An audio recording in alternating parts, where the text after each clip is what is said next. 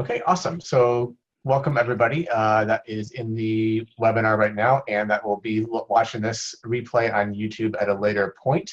I will make sure it's on the channel for you to see whenever you'd like to and at any point in the future, and reference to it whenever, so it'll be there. Tonight we have Jennifer Dunn from Taxjar joining us on the webinar just to talk a little bit about Taxjar in general, her experience, and as well as answer any sales tax related questions that you guys have regarding selling on Amazon. So Jennifer, I will turn it over to you. If you could just give us a little bit of an intro about yourself, a little bit about Taxjar, and then we can go into some basic questions, and then I'll kind of open the floor up to everybody else. Sounds good, guys. I'm Jennifer Dunn. I am the Chief of Content at Taxjar. So if you've ever written anything online written by Taxjar, it was probably written by me. And so, yeah, Taxjar is a sales tax software. So what we do is we help you if you are taking too long to file your sales tax. It's a big administrative hassle. It's taking you 30 minutes to an hour, or more. Then what we do is we make it easier for you. We connect with Amazon, we connect with eBay, Shopify, WooCommerce, Magento, all kinds of different online platforms. And then we will help you file your sales tax returns. And that's basically us in a nutshell. A little bit about me. If any of you guys know of Outright.com, which was later sold by GoDaddy, or sold to GoDaddy, I was the chief of content there as well. So I have been working in the small business e-commerce tax space for about 8 years now. So really well versed in it. I'm a writer and researcher, and it's what I live and breathe every day. Somebody's got to live and breathe taxes, so it might as well be me. So you guys don't have to. Awesome. So let me open with this question, because this is one that I feel that everyone who isn't well versed in sales tax will start with, and that is this. So I'm selling on Amazon. Whatever the product is doesn't really matter. Can I assume that Amazon is just going to collect the sales tax that I'm required to, or maybe not required is the right word. Would Amazon collect the sales tax for my sales, no matter who the buyer is, just automatically? No, that's a good question. So with Amazon, first of all, you have to be a pro seller to even collect sales tax. So if you're just kind of new and dabbling and you're not a pro seller yet, then Amazon will not collect sales tax for you. And so in that case, if you want to be sales tax compliant, you need to figure out how much sales tax you should have collected and just kind of pay that out of your pocket, unfortunately. But that, a lot of people who are going to be like in this webinar are, doing this for real. You're trying to do it seriously. So if you're a pro seller, then Amazon will collect sales tax on your behalf. Now, you guys are going to be so surprised by this, but Amazon charges you a fee to do that. It's only 2.9% though of the transaction. So say you collected $10 in sales tax on a big sale, you would only pay 29 cents for that, and that's the Amazon fee. But when you have to tell Amazon to collect sales tax on your behalf. So you can go into your back end, your sales tax settings, and it'll be something like, set up sales tax, I think is what it says, something along those lines, or maybe just tax. And you have to go in and tell it, find your state and tell it, I want to collect sales tax, local, city, county, state sales tax, or you can even put a custom sales tax rate if you really want to, which I don't recommend. And also tell it if you want to collect sales tax on shipping charges, and if you don't charge free shipping, or on gift wrapping charges, if you allow your gifts to be gift wrapped at the fulfillment center, or you do it yourself. So yeah, you have to tell Amazon that you want to collect sales tax. Amazon won't do it for you. So if you don't put anything in any of those boxes, Amazon's just going to assume that you don't want to collect sales tax. And they're just like, okay, that's fine with me. They pretty much do the bare minimum when it comes to that sort of thing. In their terms of service, they tell you it's up to you if you want to collect sales tax or not, or how much to collect, how to set up your settings, and they really just let you go from there. So then, speaking of collecting the taxes on Amazon, can I just go ahead and into my account and turn on that I'm going to collect sales tax, or do I need to actually register with any states first? Another great question, because fortunately, and this is a little safeguard that Amazon has put in place, and I'll tell you all a secret about it in a minute. But when you go to your Amazon, your Seller Central to set up taxes, the first thing Amazon is going to ask you for is your sales tax ID for your state. And, if you're brand new, you may not know what that is, but basically that is a number you have to register to collect sales tax with a state. Now, if you don't register with your state to collect sales tax, what they're going to do is if they're just going to assume that you've been collecting sales tax and keep it in your pocket. So you don't want them to assume that. Like So even if you've been collecting sales tax and you aren't registered, they're thinking, like, oh, you must be a criminal. So, and that's like also collecting sales tax without being registered is the worst thing that you can do in a state's eyes. That's the only, now this is, I don't want to scare you because people do not go to jail for sales tax unless they do that. They say, oh, I'm collecting sales tax on behalf of the state, but they actually keep it in their pocket. That's why sometimes you hear, oh, somebody went to jail over sales tax. That's the only reason, because it's fraud, it's stealing. So, otherwise though, it's not, there's nothing bad enough in sales tax that you can go to jail for. You can, get fines and penalties, but not go to jail. So definitely you have to register for a sales tax permit before you can collect sales tax and before Amazon will let you collect sales tax. And so you do that with your state's Department of Revenue. And they might be called Department of Taxation or Board of Equalization if you live in California. But yeah, you go to their website and there's a way, and it's pretty easy to register for a sales tax permit.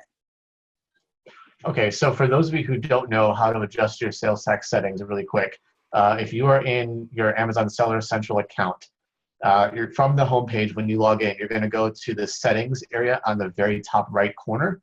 And if you hover over settings, there's going to be a menu that drops down, and there's an option that says tax settings. Sorry if my eyes are kind of shifty because I'm looking at my other monitor at the same time. But if you click it on sales tax settings underneath the settings drop down box, you'll get another page, and then you'll click on the third option, which is view, edit your tax calculation obligations and all those settings. So that'll bring you to the page where you adjust all of the options that you want for each state. State, county, city, district, and put in your state registration number that Jennifer was just talking about. All that jazz is all handled in that area. So just FYI, if you don't know where that is, now you do. Okay, so here's my next question regarding the taxes. If I go ahead and set up Amazon to collect I tell Amazon I want to have it collect the taxes, right? This chart here that's in the settings part of the Amazon page is very scary, I guess it was the right word for someone who's never seen it before.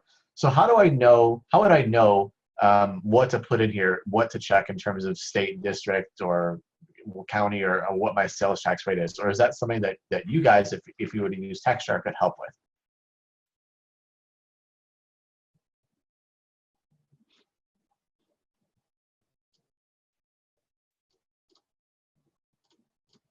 Okay, wait, hold on. I muted myself, and Oh, it's all right. I'm like, okay, wait, I gotta fix something. All right, muted. So go ahead, take two. it lets me mute. Sorry, guys. I didn't want to hear you guys to hear me drinking water. So I got all very sorry about that. I'll just noisily drink from now on. Cool. So no, right. So when you go to your settings, you'll see this big old chart, and it'll show you every state and a bunch of check boxes. So Taxjar can help you with that. So what we've done is we can tell you, if you live in a state, what check boxes to check. If you don't live in a state, what check boxes to check. And also, if things like shipping and gift wrapping are two options they kind of give you. And so we can tell you, yes, in this state, check shipping because shipping is taxable. In this state, don't check shipping because shipping is not taxable. So for example, I live in Georgia and shipping is taxable.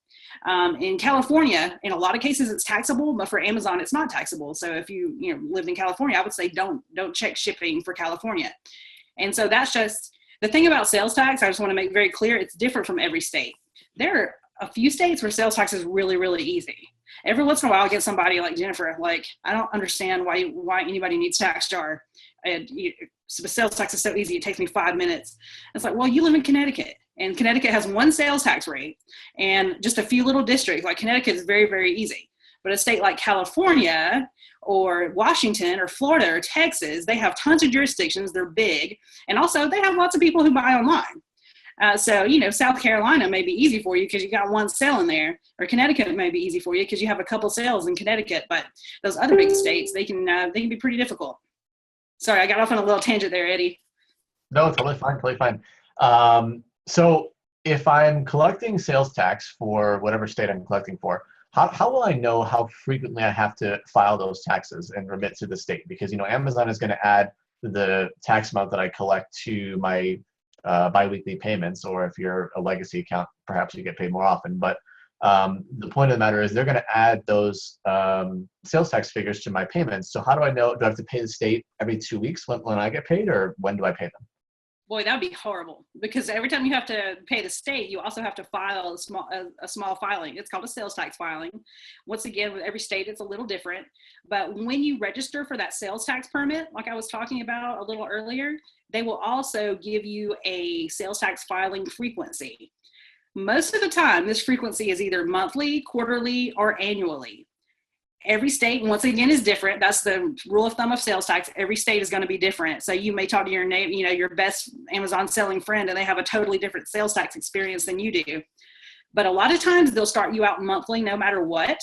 And then you'll be changed to quarterly or annually, kind of once the state gets a feel for your sales volume. Because how often you pay is based on your sales volume. So if you are required to file and pay sales tax every month, either you're very new at sales tax or you have a very high sales volume in that state. Most Amazon sellers that we run into are either monthly, quarterly, or annually, but there's a few states where sales tax is semi-annual. So that might mean you pay in January and July.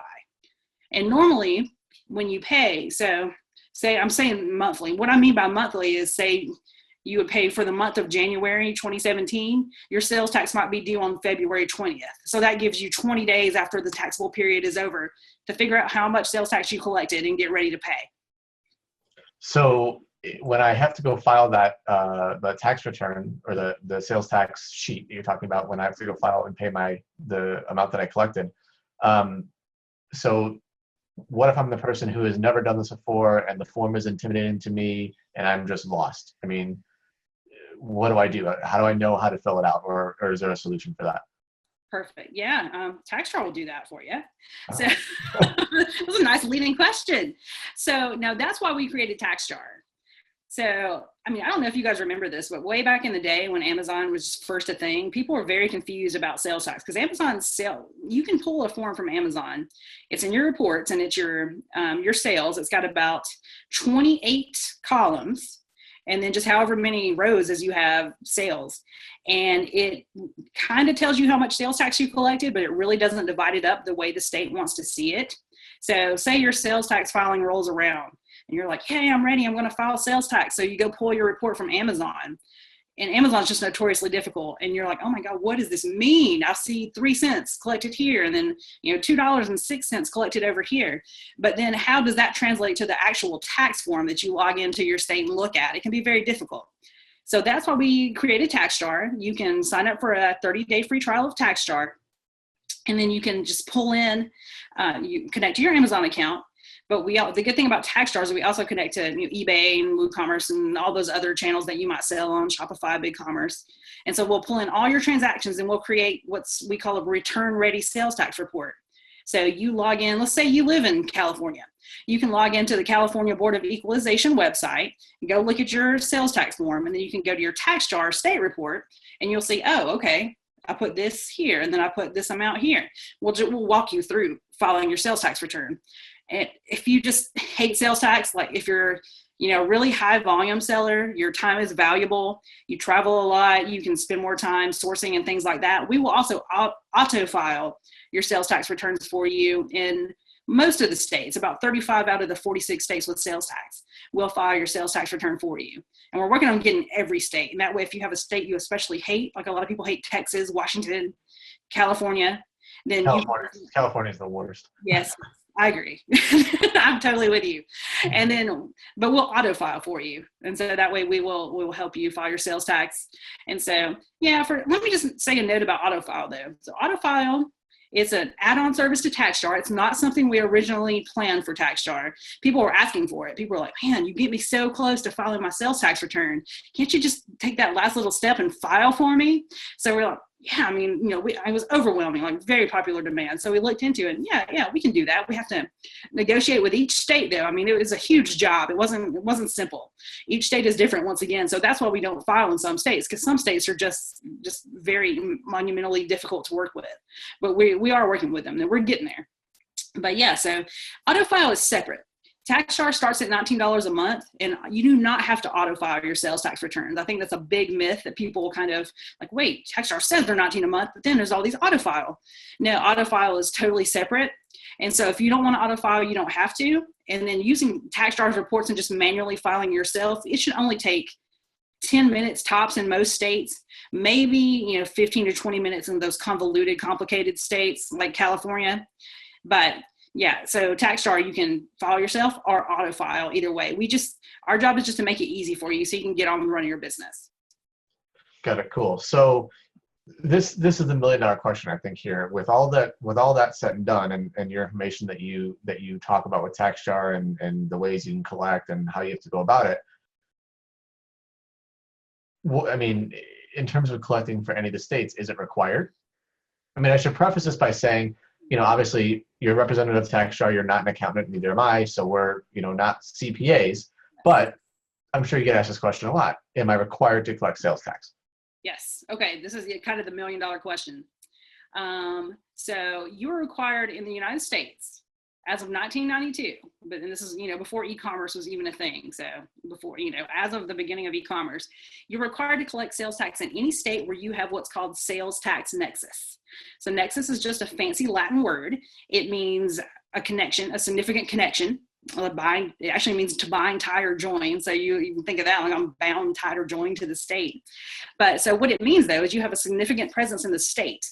And so the way states see that is they say, okay, well, well, for Amazon sellers, of course, the big question is, does inventory give me sales tax nexus in a state? The letter of the law says, yes, it does. But here's why. Because the state can say, oh, well, you have stuff in my state, this warehouse burns down and our fireman's going to come and put the fire out. Your stuff is going to travel on our roads. So you're wearing and tearing our roads. And states also love sales tax because it's a consumption tax. And it's very popular. So you can say, oh, we have low property taxes and we have low income tax in our state. And sales tax is something like you only pay it when you buy stuff. So it seems very fair to states. So yeah, states, the letter of the law in most states, not all, says that people who store inventory in a warehouse have sales tax nexus in that state and do need to collect sales tax. Now that's like the bad news. There's also what I call better news. There's another concept called materiality. So materiality, the word material means, like a material interest in something. So it's probably easier to say it with an example. So say, you've been selling on Amazon for a couple years. Now you have a pretty good idea of your sales, where your sales are, where your inventory might be located. And so you look in the last couple of years, and if you had been collecting sales tax in, say, South Carolina, you would have collected $10 from your buyers in South Carolina. You sell little tiny widgets to South Carolina. The sales tax is 6 cents each every time you sell something. You would have collected $10. You may look and say, you know what, that nexus is not material in South Carolina. It's not a lot. So even if, worst case scenario, South Carolina finds out about your inventory in this Spartanburg warehouse, audits you and say, look, you should have paid us $10. We're going to charge you some fines and penalties on this. First of all, that probably wouldn't happen just because you're so small. South Carolina is going to say, I'm going to go after this bigger fish over here, first of all. So it probably wouldn't happen. If it did happen, you might pay $200 or $300 in penalties altogether. Now, would that break your business? Probably not. And you don't have that time that you would have taken to file and pay your South Carolina sales tax for that, give them 6 cents every month or whatever was happening there. I mean, that's just, if you think about it, paying 6 cents a month, you're like, really? Like, do I have time to do this? I need to be sourcing and actually building up my business where I have a big fish kind of business that states want to go after.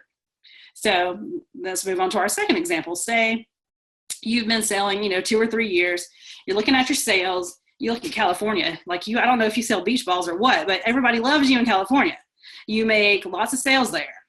And you look and say, oh, you know what? Last 3 years, I just should have collected. Okay, I'm going to give you an example of somebody I talked to today. Last 3 years, I should have collected $42,000 in sales tax in California. I'm not naming any names, but this happened today. And so you're just like, I'm not collecting in California. I have nexus here because my inventory is here in California. If the California Board of Equalization finds out about me, then they could charge me fines and penalties and interest on that $42,000. That could be huge. Like, that's a business killer right there. If the California Board of Equalization, finds you and audits you. So that's the kind of risk that you want to look at. Like South Carolina, you may definitely have nexus, but not materiality. In California, you may have nexus and materiality. And so you may start getting nervous and like, oh, I better collect. Now, I have a blog post that'll show you what every state has to say about sales tax nexus. And that includes if there are 2 states, New York and Virginia, that say only using third-party fulfillment. So if that's all you do and have no other nexus in that state, then you don't need to collect sales tax. Arizona maybe has gone that way. Back up, I'm sorry, I'm going to jump in real quick, just to make sure everyone understands where we're coming here, but define the term nexus first, in case someone has never heard that, or they're like, what is nexus? Good call, yeah. So nexus, it means to bind, tie, or join. But in the United States, if you have sales tax nexus in a state, that means you need to collect sales tax in that state. Now, one thing that creates nexus, and kind of what we talk about with Amazon, is having inventory stored in a state for sale. But there are other things that create nexus too. For example, yourself. Like me, I'm in my father's guest room right now, but I have sales tax nexus in Georgia just because I'm here and I am working in my business.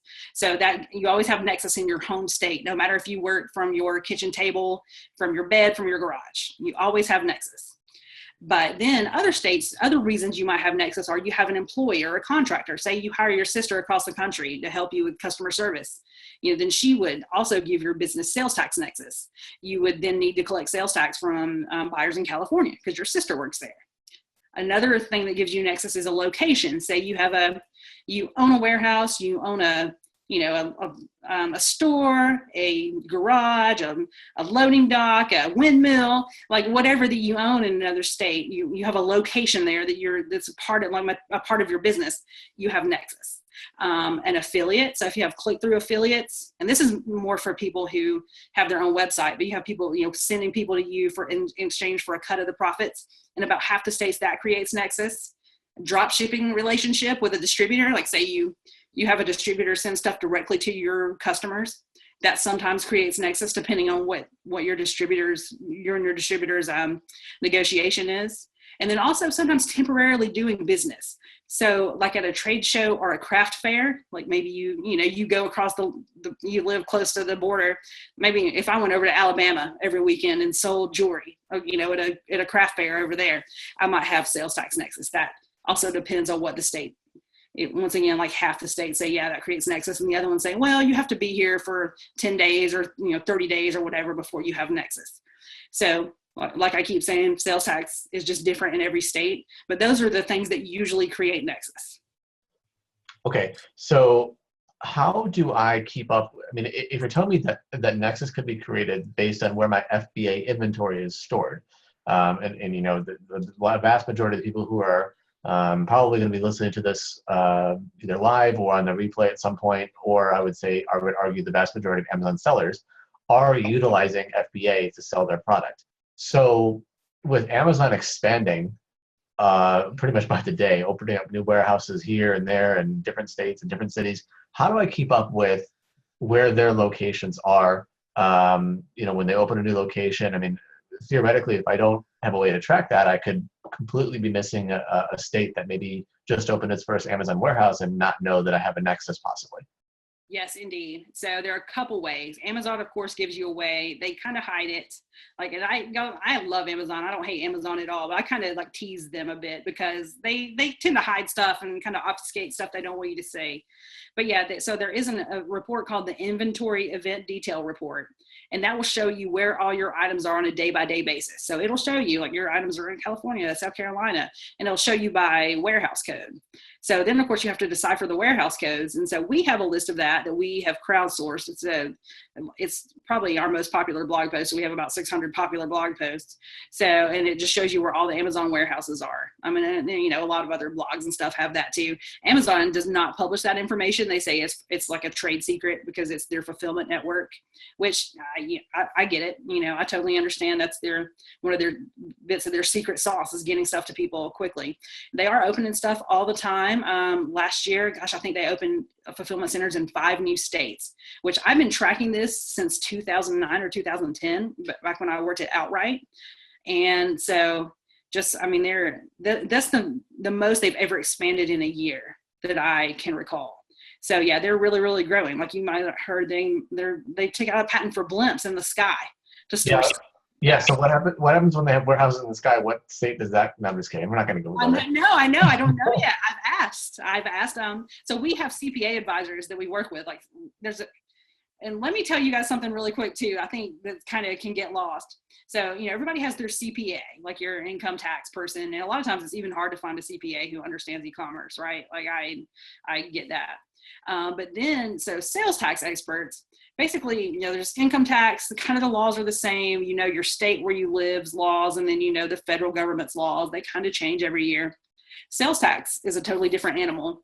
So I say, going to a CPA is kind of like going to a surgeon for your problem, but then going to a sales tax expert is like going to a neurosurgeon for your problem. They're just like that much more complex and specialized, because they specialize in all these itty bitty little weird laws about sales tax all over the state. So your regular income tax preparer may not have a lot of knowledge about sales tax, especially in other states. Like they definitely may know about your state, but say you have a question about, hey, why is, Pennsylvania giving me this guff? Your income tax preparer probably won't know.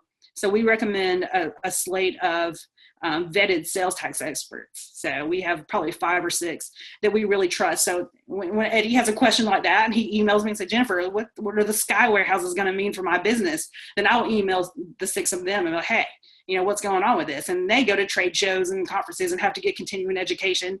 And so they've probably had a class about this, or they're the ones teaching the class about that more often. And so that's how we can find out, stuff for you guys. And that's the thing too. Always, email me, contact me on Facebook, and I can usually, help you get kind of esoteric and weird questions like that answered.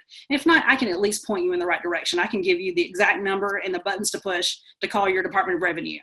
So yeah, I'm here to help for sure with sales tax questions. Remind us real quick, the group that you have to help people with sales tax questions. What is that group? Oh, it's Sales Tax for E-commerce Sellers. Sales tax for e-commerce sellers. That's a long one. Okay, cool. Everyone knows who that is now. Yeah, we have almost 7,000 people in that group, and it's pretty active. So people like to talk about sales tax. So you need.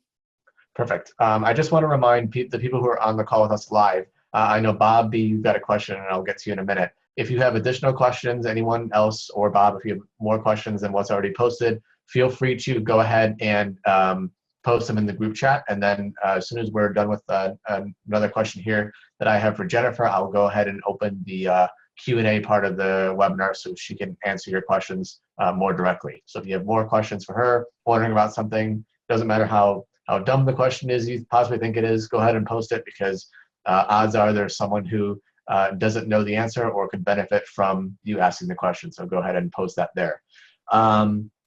So I will make sure you're still unmuted. Yes, you are. Good. Let's see. Okay, answer me this. Amazon has, with all their warehouses that are sprinkled around the country, they have warehouses that are, how do I describe them? Warehouses that actually ship orders to customers, and they also have warehouses that are quote unquote redistribution warehouses, where inventory gets sent in from sellers and then they redistribute it to other locations. So does that kind of setup, does that play a role in terms of Nexus or collecting sales tax? Do I need to be do I need to have any kind of knowledge on that, or does that affect me in any way? From our understanding, no. That's the good thing. So if you read, I have that blog post that tells you like every state's actual code of tax law and what it says about sales tax nexus. It says that you have to have items for sale in the state. So that redistribution center, say it's off, there's not one, but say it's off in North Dakota, and you send stuff to North Dakota and then it sends stuff back out to California and South Carolina, like we were talking about. That North Dakota redistribution center would not create sales tax nexus for you, because that is not where your items are for sale. That's considered your items are just getting, kind of prepped. So the same thing, prep centers don't create sales tax nexus in our understanding from what we know from our CPAs. And also, so When I asked one of our CPAs, she gave me a good example. Like, say, she and I are both in Georgia. So say we, we're a car dealership, but we're in Georgia, but the guy who paints our cars and makes them real pretty and nice is up in Tennessee. So we send our cars up to Tennessee and he fixes them and paints them and makes them nice and shiny, sends them back down to Georgia, and then we sell them from Georgia. We would not have Tennessee sales tax nexus, because even though our property was up there in Tennessee, it wasn't for sale. So the sort centers, redistribution centers, those do not create sales tax nexus. Now, of course, what Amazon is doing, like for a while, there was Illinois MDW2. It did not create sales tax nexus because it was just redistribution. You send it there, they send it back out. But now they've built fulfillment centers in Illinois. So you may have inventory for sale now in Illinois. So it's just one of those things. You just kind of got to watch it and see, where are new fulfillment centers opening? Where's my stuff being sent to this time? Illinois is my home state, so I guess I'm screwed either way. Yeah, you already had Nexus because your body is there right now. Damn. All right. Okay, so I have a question actually, clarify. Bob has a question for you. Bob, do you have the ability to ask your question? I can unmute your line. Just give me a head nod, yes or no. Yeah, all right, sweet. Bob, go ahead and ask your question. So I guess you've also explained quite a bit since I've typed my question, but so I'm physically based out of New York, so I certainly have to file with New York State taxation and go through that with my accountant. Great. So I get that now. More specifically, I'm just a little confused as I am brand new to this. And the last thing I ever want is an issue with the IRS or any sort of tax people. So if the products are actually stored, do I need to keep track of that for fulfillment purposes? I mean, I understand the redistribution, like you just explained, get it. But for the redistribution purposes, do I need to stay on top of that in order to file with each one of those states? Yes. Okay. Yeah. The answer to that one is yes. You definitely need to keep track of where your inventory is, because sort of like, let's get back to that South Carolina and California example I was talking about earlier. Say, you send all your stuff to South Carolina for some reason, but you only make $10 in sales to South Carolina. Even if South Carolina catches you and like, oh, you had Nexus here, they're not going to hardly charge you a thing. It's not going to be a business breaker if you have a few penalties and some interest on that $10, 2 or 3 years later, 5 years later, still not a business breaker.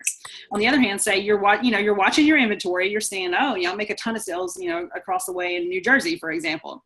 Well, there's also Amazon fulfillment centers in New Jersey, and you look and say, ooh, I'm getting to where I've made a lot of sales in New Jersey. If I had collected sales tax on this, it would have been, maybe $500, $1,000 this year. And it's up to you where you want to collect. But if you're looking at New Jersey and saying, it's getting kind of like I'm going to have a lot of sales here, I should probably collect. Now that's kind of the middle way, the way I'm talking about, the nexus and materiality way. We have some folks who are two things. They're either just super cautious and like, I don't want a problem. I would rather just, treat my business like a business, and I'm going to follow the letter of the law with states. And that we get that, like, I totally endorse that. I'm kind of like, personally, I owned a business for 7 years, and I'm kind of a middle way person myself, but I get the cautious because, and another reason I said we have two. So we have cautious, and we also have people who want to sell their business. If you sell your business, they are going to do what's due diligence. And one thing they're going to look at is if you have been collecting sales tax in all your states. Like, for example, I had a friend, and this was not an e-commerce related, but I had a friend who bought a veterinarian practice, and the vets before him had not been charging sales tax. So that really screwed up the sale of the business. Like they realized they had all this back taxes due.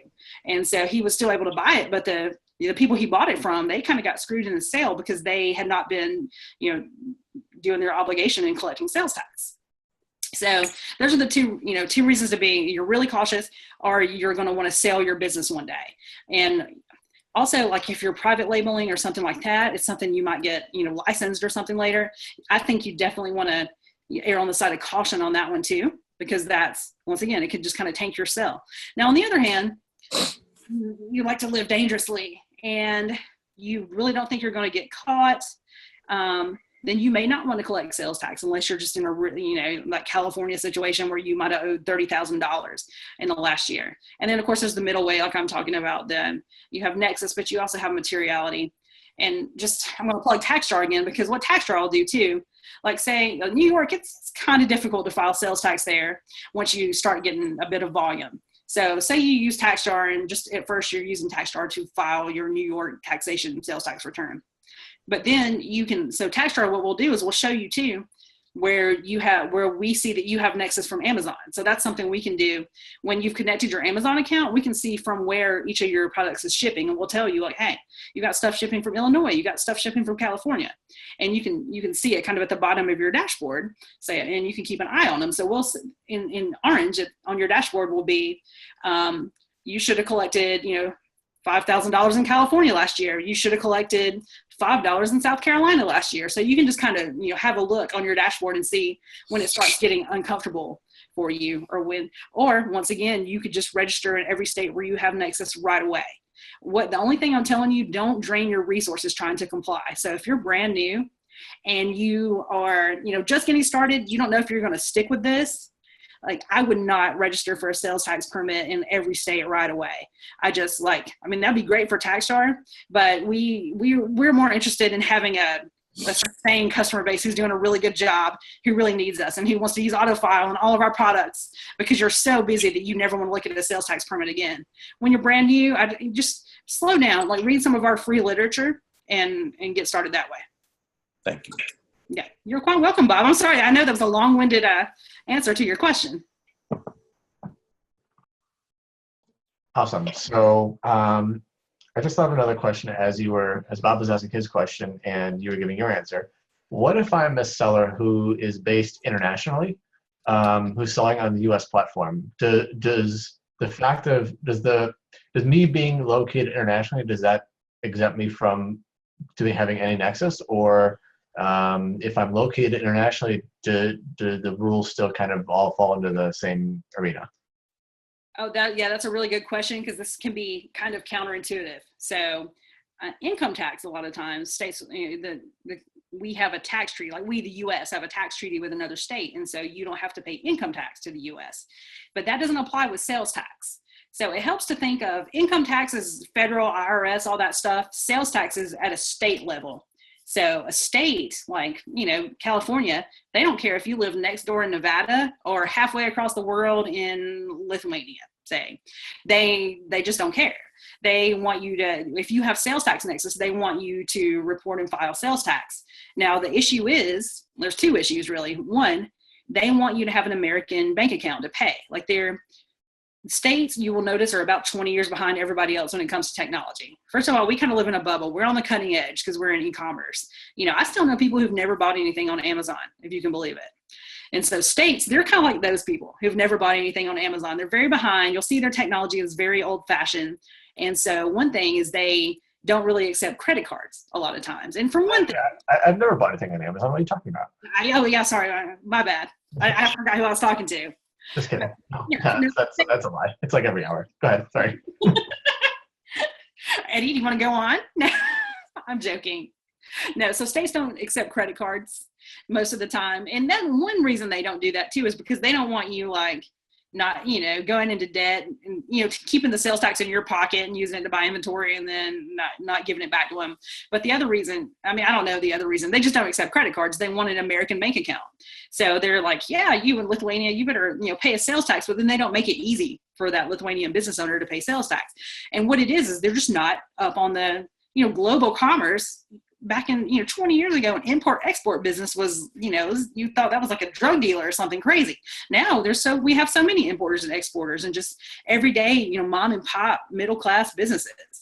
So states are just not up on that yet. However, they do want you, if you have nexus in the state, no matter where you live, to abide by their nexus rules. Now, what's the worst thing that can happen to you if that state catches you, you're out of the country and you're not, collecting sales tax? I would say probably nothing. I'd ask this question because I get curious about this stuff too. And one of our the sales tax lawyer that we work with, Mike Dillon in DC, I believe it was him. Now don't let me quote him if it wasn't him, but I think he's the one that told us they could seize your inventory. if they really wanted to get at you and you were in another country. So, I mean, that could be, if you're a huge seller, that could be a really terrible thing. If you're a small seller who was dabbling in FBA, like, well, you're in trouble in the US. They've seized your inventory, this, so it's, once again, it's individual to you. It's what risk that you want to take. So what you're saying is you could potentially just skip out on taxes, but then if you try to visit the US as a vacation, you might just be in for a treat with customs. Got it. Exactly. Yeah, that's what I'm saying. So if you never want to come here, maybe you'll be okay. But once again, that's your mileage may vary on that one. Okay, so I'm going to turn it back towards you, Jennifer. And again, if you have questions or have thoughts in your mind that you're unsure about, make sure you post them in the group chat so I can get to them. But here's my next section for you, and that is, you meet with a lot of people, you talk to a lot of people online, you're tagged probably every minute of the day with a question, or you see them, whatever the case may be. Give me your top 3 things that we haven't already covered that you're asked that you feel are worthy points of you explaining and giving some more background to.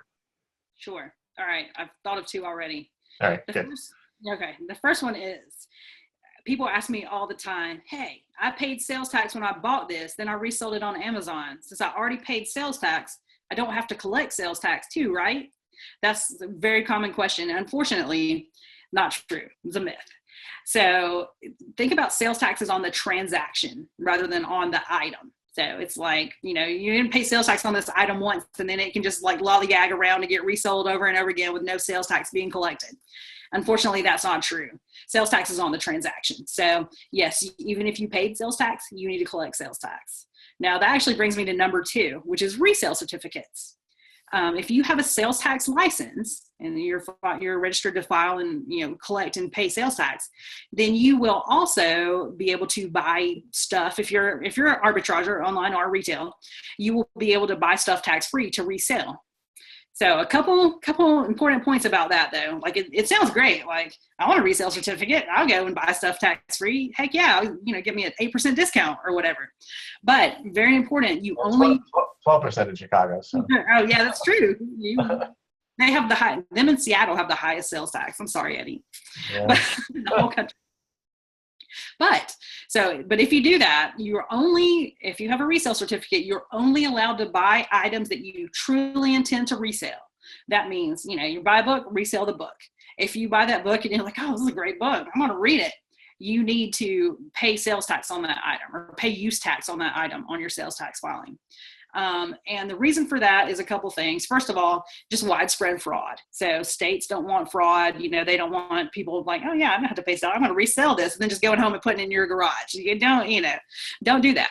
But also, retailers don't want that, because usually the burden really falls on the retailer. So that's why some retailers like Target, they don't like resellers. That might not be the only reason, but that is a big reason because of fraud. So they sell something to you, use like, here's my resale certificate. It's valid. Sure. Don't check into it too much. It's not valid. Target would be on the hook for that sales tax that they didn't charge you. So they're going to lose money that way to fraud. So if you do get a reseller's, when you register for your sales tax license, that is also a resale certificate that allows you to buy things tax-free, but only buy things you intend to resell. Do not buy office supplies, stuff for yourself, stuff for your friends. Just definitely don't do that. That is fraud. And that is another way you could get really in bad trouble with sales tax. So, oh no, you got a third one. Do you have one, or I have another question? I don't have it yet. Ask your question. All right, okay. While you're thinking of your third point, because I'm going to hold you to that. Say I go and I source at a membership club type store. Like if I go to a Costco, let's use that as an example, right? Where in order to get into the facility, you have to have a membership card, right? When you apply for that membership card, there is an option where you can tell them, hey, I'm tax exempt because I'm buying for resale or whatever. So to kind of piggyback on your second point, if my card tells Costco that I'm tax exempt, whose responsibility is it for me to tell them that a specific purchase may not be tax exempt? Like if I'm sourcing at Costco for resale, but then I also source there just for office supplies or office food or snacks, whatever. you know, can I just, I understand I can't make a purchase that's should be taxable, tax exempt, but what's the process? Am I responsible as the customer to tell them that, hey, this is not tax exempt, that you need to charge me tax? Yes, for the most part, because every state is different, like I keep saying. And I just wrote a blog post about Illinois, so I was trying to remember to tell you, but they kind of all run together. You know, they're all pretty similar. But so yeah, when you use a resale certificate, you should be responsible about it. Once again, though, mostly the fallback falls back on the retailer. So, but you know, we don't want to take advantage of that either, because they might all turn into Target and then not, you know, let resellers buy things anymore. But yeah, mostly the fallback will fall on the retailer, but you know, it's your job to do that. So say you accidentally buy something, like Eddie, you know, you do that accidentally, Eddie, you forget to tell them, like, oh, it's not tax exempt. Then you should pay use tax, and that's on your state income tax return. And sometimes I think you can remit it on your sales tax filing form. Once again, 46 states with sales tax, everyone is different. So it kind of depends, but yeah, you should definitely, that's kind of you being a good citizen and saying, look, this is not exempt. So to reconfirm back to your first point, I'm not sure which one it was, but when you mentioned about getting a sales tax permit, so I don't have to pay tax at point of sale if I'm doing arbitrage, right? Or really, even if I'm doing wholesale, because a lot of the wholesale suppliers will ask for your resale license, so they don't have to charge you tax. So just to confirm that if I choose not to get a resale permit from my state or whatever state I have nexus in, Yeah. that does not give me a pass to not collect sales tax, right? So in other words, me paying sales tax at the point of purchase, since you're talking about that as transactional, doesn't necessarily tell me that, oh, I'm free and clear enough to collect sales tax for the state on my Amazon sale. Exactly. Yep. Even if you're not registered to collect sales tax for some reason, you probably should be, especially in your home state. But yeah, it doesn't matter. You go buy something at Walmart, you pay the sales tax, or Target, you know, they won't let you. You pay the sales tax on it, then you go resell it. You still need to collect the sales tax. But the good thing is you can recoup that sales tax that you paid, and that's on your sales tax permit. And you just say, you know, I think it's an amendment. And of course, every state's different, like I keep saying a million times. And so, yeah, you can recoup that amount that you paid. So you're never, like, the state does not want you to be on the hook for that sales tax if you bought something for resale. They just make you kind of jump through a hoop. And I have a pretty good blog post about that on the Taxjar blog as well, also written by a CPA. I always get the CPAs to write my really like esoteric and crazy blog posts, that's one. Awesome. All right. So third point, go. Dang it, got me. Oh, okay. Hot seat. No, I got it. I hope I don't get too esoteric on this one. All right. You asked for it. Right. All right. So one thing I said at the very beginning was, like, you might have your best friend who sells on FBA who lives a few states away, and your guys' sales tax life might be totally different. And so one of those things is origin-based and destination-based sales tax. A few states have what's called origin-based sales tax. Now, when I'm talking about this, I'm only talking about within the state. I'm not talking about anything across the state. So, like, come with me. Let's all go pretend we live in Texas right now. If we live in Texas, we all, you know, sell out of our garage on eBay, let's say, and we make a sale, or even Amazon. We make a sale to somebody in a couple towns over, also in Texas. We would charge them the sales tax rate at our house or our garage, wherever we were making the sale. And that's how Texas works. Texas is an origin-based state. Origin meaning you charge sales tax based on the origination point of the shipment or the sale. Now, let's say, now we all move. We're going to go live in Bob's garage in New York. And so we make a sale to somebody in New York. New York is what's called a destination-based sales tax state. Most states are. And in a destination-based sales tax state, you charge sales tax based on your buyer's address. So we all live in Bob's. We make a sale to somebody in Nyack, New York. I hope you don't live there, Bob, because I'm trying to say like a different location. So we would not charge the sales tax rate at Bob's house. We would charge the sales tax rate at the customer's location. The problem is, like, how many of you can tell me, like, what the sales tax rate is the next town over in your town? Nobody knows that. So that's one reason. 8.5 in the suburb next to me, 7 in me, but I'm no way more than most people, so never mind. Yeah, come on. How many other nerds in here? Come on. I don't know. And okay, I'm totally a nerd. But anyway, so that's one reason. So a lot of times you'll see kind of stuff in the newspaper, on the news, about internet sales tax would level the playing field. It may, online sellers, they get away with murder, not collecting sales tax. But what they don't realize is, and if you if we had a brick and mortar store in New York, we would just charge the same sales tax rate to every single person that came in that store, because the point of sale is in that area. But if we're an online seller in New York and about 30 something other states, then we have to know the sales tax rate. And Amazon does this for you, so don't worry, but we have to know the sales tax rate of each of your buyers. And that's just ridiculous. Like, I don't know the sales tax rate everywhere in Georgia. Nobody knows that. Now, Amazon, they take care of that for you. But say you sell on eBay. eBay only lets you put in one sales tax rate for each state. So you are going to collect the wrong amount of sales tax from a lot of your buyers when you sell on eBay. And eBay just like, they're like, oh, too bad. You figure it out. So that's kind of that's a more esoteric learning of sales tax. Hopefully you don't have to know that. You sell on Amazon and they take care of it for you. But yeah, it can be really difficult. So when everybody says that e-commerce sellers have it easy when it comes to sales tax, you can disabuse them by telling them about origin and destination-based sales tax. Awesome. So more stuff to worry about. Great. Don't worry about it. Sell on Amazon. Yeah.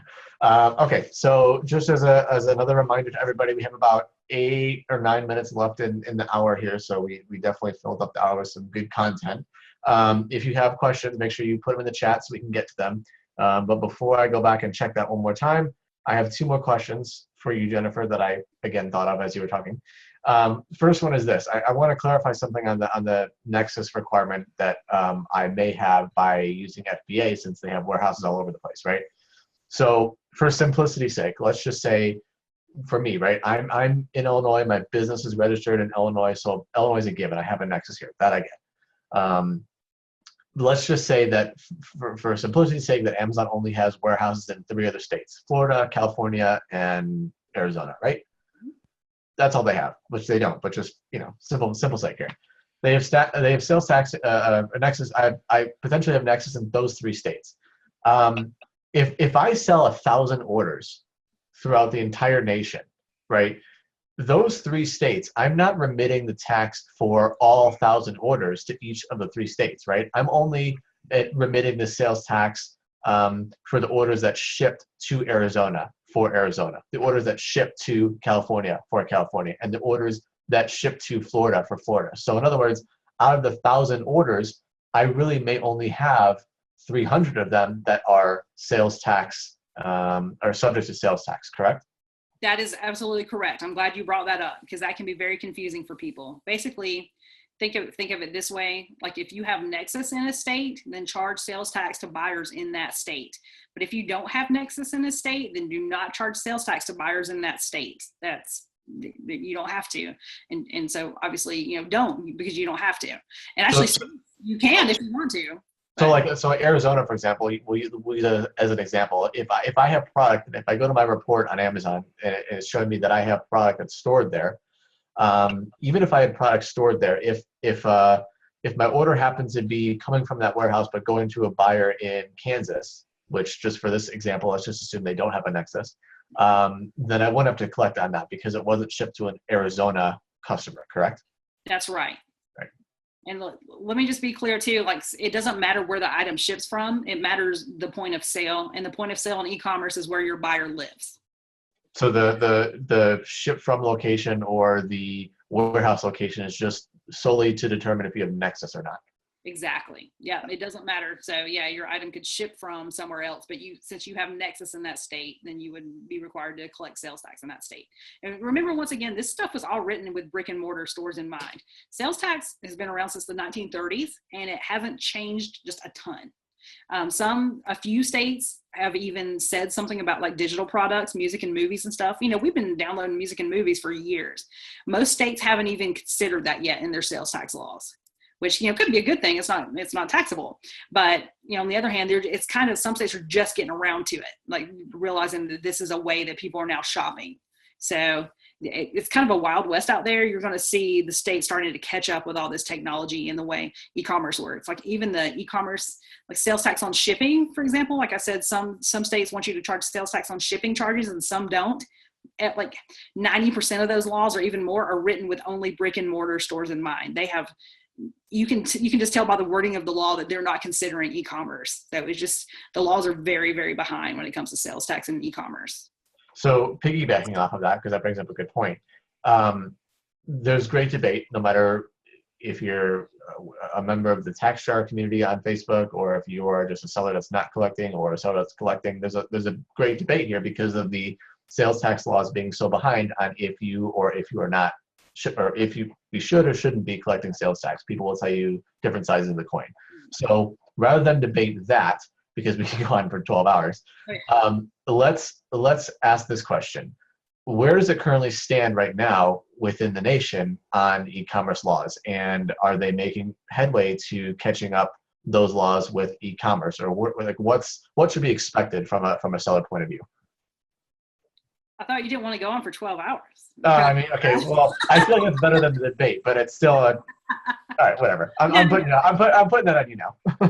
I'm going to go through this really quickly. We have a lot of information at blog.taxjar.com though about internet sales tax if you want to look it up. But basically, remember, sales tax is statewide, governed at the state. There's no federal sales tax whatsoever. So there are no federal sales tax laws. There's nothing. So a lot of states now, with the rise of e-commerce, and people are kind of looking to the federal government to, hey, take this in hand and figure this out. Even though sort of historically states have been allowed to tax themselves and make their own tax laws. Now states are saying like, hey, federal government, come help us. This is out of hand. There's so much e-commerce, we don't know what to do. So there are 4 internet sales tax laws in Congress right now. The ones that have gone for a vote, 2 of them have. One came up for a vote, and one kind of got bandied around in committee. There are 2 others, and they might be in committee at this point, but none of them have really made any headway. Now, of course, that was last year. This year, one party controls the Congress and the presidency, so that may make a difference. On the other hand, sales tax is a tax, and the Republican Party is known for, being not liking taxes too good. And of course, they're in power. So internet sales tax is really, it's not one party's cause. It's very kind of agnostic. Some Democrats like it. Some Republicans like it. Some Republicans hate it. Some Democrats hate it. A lot of times too, they just kind of don't realize that they think they're protecting mom and pop shops. And when they think mom and pop, they think the corner store, the little guy on Main Street. What they don't realize is that you guys are mom and pop. Like, there are so many people who are making a living. You may not have a bunch of employees, but you're making a living selling online. And so they kind of don't see that. So out of all those 4 laws I talked about, the federal laws, one, the Sales Tax Simplification Act I think is good for e-commerce sellers, like our customers. I would get behind that law because it simplifies sales tax. It does just what it says. On the other hand, though, the problem with that law is it requires every state to join, like voluntarily join a clearinghouse. And if you know anything, I'm an American history major. So if you know anything about American history, states don't like to work together. So while I theoretically love the Sales Tax Simplification Act, I think it would make life a lot easier for everybody. It's probably not gonna fly. But so states are they also seen Congress not really do anything with internet sales tax. So they've started passing their own laws. So there's a bunch of laws either have passed or are going to pass right now about economic nexus. And economic nexus, what that means is, remember I told you, like, having a location, having a warehouse, inventory in a warehouse, having an affiliate, whatever, that creates nexus. This is a new thing that creates nexus. And so it just means if you make more than a certain threshold of sales in a state, then you have nexus there, even if you don't have a single physical presence in the state. So say you make over $100,000 in sales a year in California, you would automatically have nexus there. If that law passes and they can, run it by the Constitution and precedent and make sure it sticks, which from my reading of the Supreme Court precedent, that would not stick. But that's so right now, those laws are getting prosecuted and bandied around in court right now. So really, I said before, it's a Wild West. It is truly a Wild West out there. Just follow the Taxjar blog, and we're the only people really looking at it in online seller terms. Everybody else is looking at it in state terms or consumer terms. So we kind of parse it for you guys and how it would affect you. Awesome. So we do not have any additional questions in the group chat. So everyone's officially scared No, Yeah, that's good. no, I do not want to scare you. That's No, it's fine. So for those of us who, again, are in the call now or are going to be watching it later, which we'll have a lot of those, Taxjar and you yourself, the representation of Taxjar, the face of Taxjar. I know you and I commonly run into each other at shows and networking events and things like that. So give us a brief rundown of the places that you know you're going to be going in 17. All right, guys. Well, we're definitely going to be at Prosper. Where's Prosper? Prosper is in Las Vegas. I'm sorry. Attached to what show? To ASD. She passes. Good. Awesome. Yes, I know. Me too. I'll be at ASD as well. Just me, though. Taxjar, though, we'll all be at Prosper. You know what? You're putting me on the spot because I have a meeting set with my team on Wednesday to go over what all shows we're going to go to. So I'm trying to think, like, where else will we be? We'll be at things like Magento Imagine, which guys might not go to because that's a Magento show. But yeah, we're definitely going to be at your major shows this year. I'll make sure I post those in the Sales Tax for E-commerce Sellers Facebook group. Awesome. So, okay, that was my next point. Sales Tax for E-commerce Sellers, again, that's the group Jennifer is very active in. That's the Sales Taxjar group. So any questions you have follow-up wise, or if you want to hassle Jennifer with other stuff, feel free to post there. Just tell her that I allowed it. And then the blog link, again, if they want to check out the current articles, past articles, where's that at? It is blog.taxjar.com. Awesome. Easy to remember. Perfect. So Jennifer, I just want to thank you again for taking the almost exactly hour, a little bit over, but just over an hour with us tonight. I'm sure that everyone who is in the call tonight, as well as everyone who will be watching the video replay later, will definitely thank you for the advice. And that's all I got for you guys.